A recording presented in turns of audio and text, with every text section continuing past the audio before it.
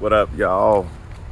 On another beautiful morning walk on a beautiful rainy day, because rainy days is beautiful too. Rainy days are beautiful too. Whew. I am thinking a lot about language, about race, about culture, about friendships. There's a story that comes to mind from my own life experience. Was a neighbor of ours. He and I were good friends, hung out. They had some parties at their house, went out to eat a few times. And then this neighbor came down with stage 4 cancer. It was a pretty rare type of cancer for like a white American dude to have. It was more commonly found in Asian men, specifically Asian men from China. And he didn't have a long life expectancy. It was like 27% chance of life, and he's supposed to die within like 4 years or something like that. This man lived another 7 years, and he lived it defiantly, and he lived it in his way, and I love him for that. I was also a pallbearer at his funeral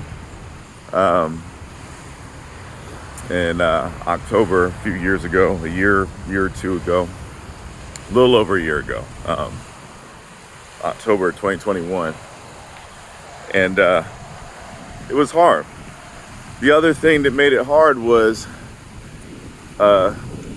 dissidence had grown between us. A distance had grown between us. And it could be viewed as a lot of that was on my half, but I see it as both ways. But it still hurt. And it was a good life lesson. And I don't like that it had to go down like that. What had happened is, we were on a golf trip, he started talking with his other buddy who was there about how amazing Trump was, right? And this was like when he was running for office the first time, or not the first time where he actually won, right? Like, oh man, he just says whatever he wants, finally someone's saying it. And they were talking. I just let it go for a while, because I'm just trying to enjoy this trip. And right there is a cultural point for black folks. Is that often we get thrown in these situations, we're just outnumbered, y'all. We're 14% approximately of this population in the US, which means like we're somewhere around 50 million people in this country. And there's 240 plus million white folks in this country. So while we can be defiant, while we can fight for what we believe in, while we can take a strong stance, we also know that we are heavily outnumbered, right? We also know that there's some times where we just gotta shut the heck up and wait for a moment when we can say something more nuanced, more detailed. The understanding of that knowledge comes from our background and our experience, right? The fact that black folks didn't just survive in this country, thrived.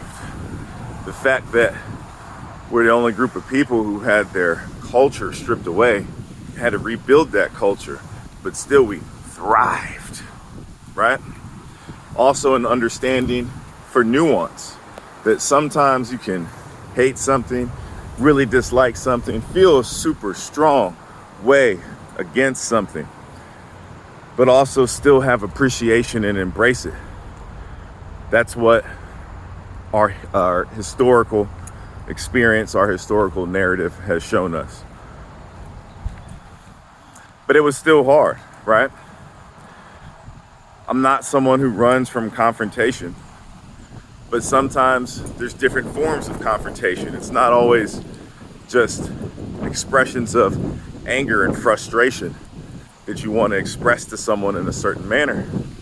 Sometimes it's a mixture of emotions: sadness, frustration, disappointment, anger, right?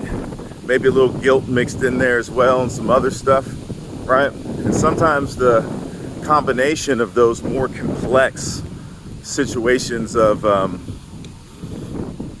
feeling distant, right? Those more complex situations of confrontation where we're feeling so different because of all the mixture of stuff going on.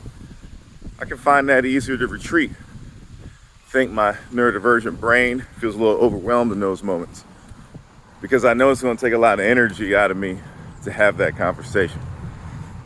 But I also enter the field, mental health, coaching, consulting, where those conversations where I make my bread and butter. And I make those conversations my bread and butter. That's what I've been doing my whole life. So the point to me in all this is, can't run from reality. And we might not like the truths that are buried within reality. I should have taken more time to reach out to my homeboy before he died. Yeah, it would seem fair that he should be the one to reach out to me. It would be more justice oriented if he was the one to reach out to me. But he was also dying of cancer. And sometimes life just ain't fair. It wasn't fair that he was dying of cancer.